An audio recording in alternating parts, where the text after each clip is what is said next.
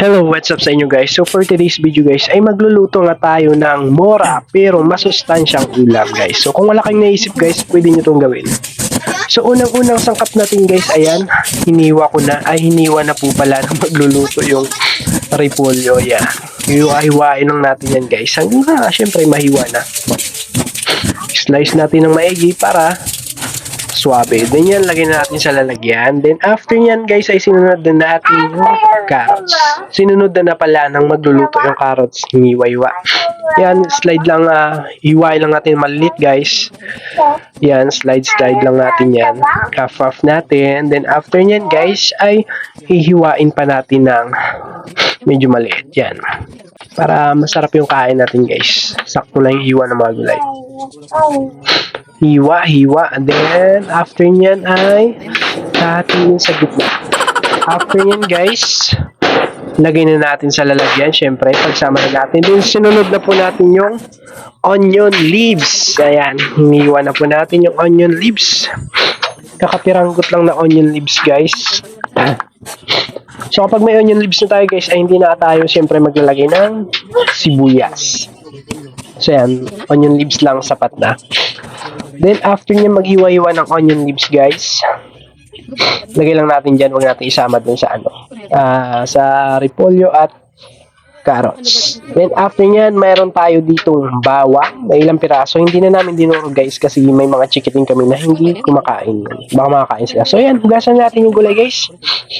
Hugasan natin maigi para malinis yan. May nahulog, syempre, hugasan yan bago na ilagay sa lalagyan. After ng hugas, syempre, let's go. Magluluto na. Unang nilagay nga pala yung bawang. Yan, hanggang sa mag-brown siya guys. Syempre, bago natin siya ilalagay yung gulay. Ayan, binuhusan natin yung gulay. Pinagsama na nga po pala namin guys yung carrot at yung repolyo para sabay-sabay silang lumambot. So, yan, gisa-gisayin lang natin yan. Nasa lumambot. Then, after yan, lagyan natin ng konting salt. Mekos natin yan guys. Mekos. Hanggang sa medyo maglanta na siya. Then after, add na lang ng pepper. Yung hinalo kong pepper din guys ay hindi siya durog. So naglagay rin tayo ng soy sauce. Then after yun guys, nilagay ko bago ko nilagay yung egg para mas malasa talaga guys. Kasi yung iba guys ay piniprito muna nila yung itlog. Sa akin sinasabay ko sa gulay. Para mas malasa at kapit na kapit sa gulay. Yan. Pangalawang itlog. Yan. Imekos na natin yan. Mekos lang natin yan. Hanggang sa maluto. So yan, mekos lang natin yan guys. Ayan, malapit na maluto guys ang ating So what's up guys? So ito na nga pala ang niluto natin. Simpleng ulam lang. Mura na masustansya pa. So samahan nyo ako guys, kain tayo. May buntot rin pala na pinaritong isda. Kain.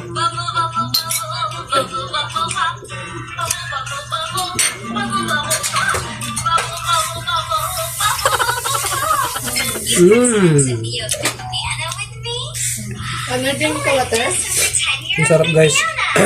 Actually, paborito ko talaga to. Diba ganitong gulay-gulay. Mura lang guys, tapos masustansya pa. Pwede nyo rin itong gawin guys sa inyo. Kung wala kang ibang maisip na ulam. Ang sarap.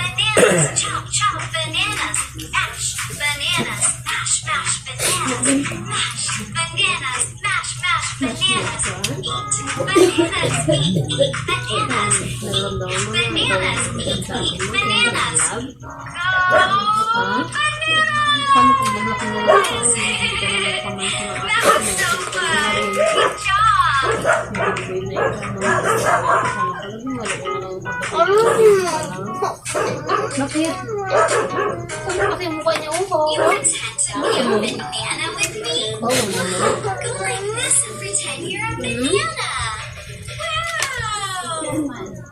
Wow, friends. Look. It's all So ito na guys. what does it Yan, at may kapirasong buntot ng isda. Let's put some coins into the pig. Okay, here we go. Let's turn it on.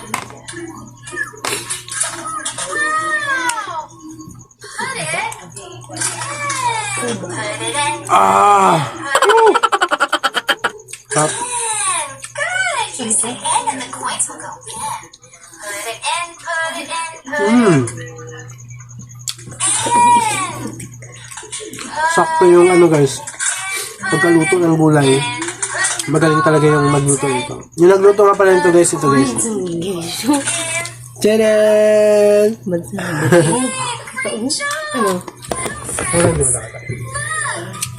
Sarap.